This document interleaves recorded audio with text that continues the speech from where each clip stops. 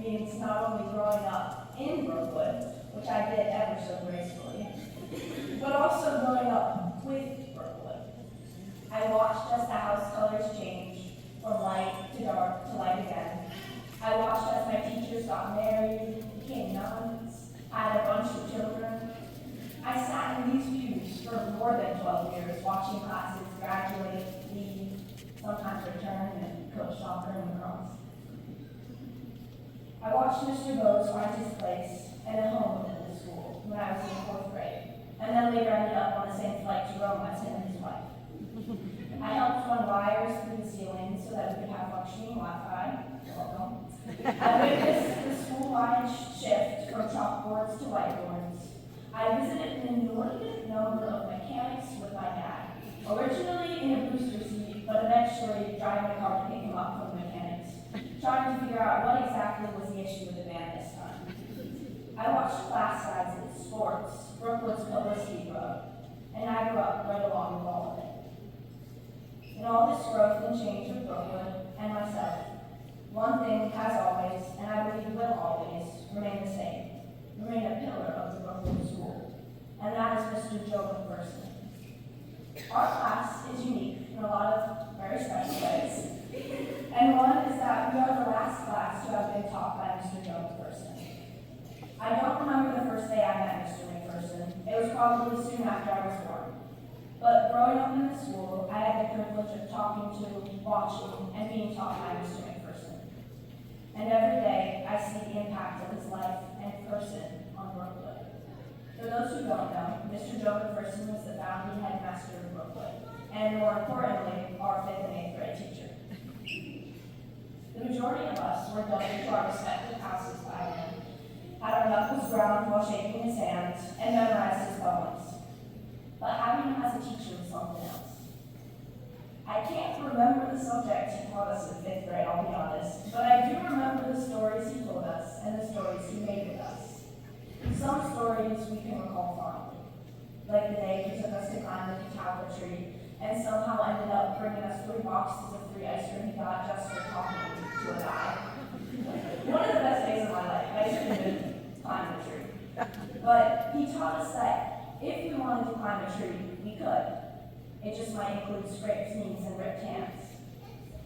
Joe also taught us that people are so interesting, and all you have to do is ask questions and be curious. Other stories of our 5th grade class, some of us might not recall so fondly, such as the time he drove us to the middle of Kensington, kicked us out of the van, and told us to find our way back to school alone. Or the time he helped us make bamboo fishing rods and took us to the pond where we sat for about over 2 hours until a couple came up to us and told us there were absolutely no fish in that pond. Or the time we went to the farthest we ever had skiing. He told us that if we didn't swim through the dirty, dark tunnel with a rusty shopping cart in it and what I believe were crocodiles, we would not get an A for that quarter. Now, after all of us, so tears and negotiations, we did in fact make it through the tunnel. Even Margot, who was shadowing that day, and still decided to join us and Mr. McPherson at Brookwood the next year. But even when we were angry with him, there was no doubt in our minds that Mr. McPherson believed in us and knew that each of us can do whatever endeavor we set our minds to, no matter how ridiculous. Mr. McPherson left our class with stories, and ultimately an understanding of how a school and a life should go. He filled our school with laughter, dirt and bark, games, poetry, passion, and a constant taste for adventure. This year, I've noticed his impact holds true at Brookwood. When I watched my classmates flat out tackle each other during his favorite game, Donut on a String. Or when I hear girls belting out a song on their way to the next class and yelling hello to each other in the hallways. And when I look up across the classroom and I see Anna Pantoja absolutely falling in love with a poem and its sounds. All of the things I hold dear about this school hold pieces of Mr. Joe McPherson. And I'm so incredibly grateful to him for fostering this space of laughter, excitement, and growth. And I'm grateful to the teachers and parents of the school for, whether they realize it or not, they continue this work, making it their own, and pouring themselves in so much of their time in our class. To my class.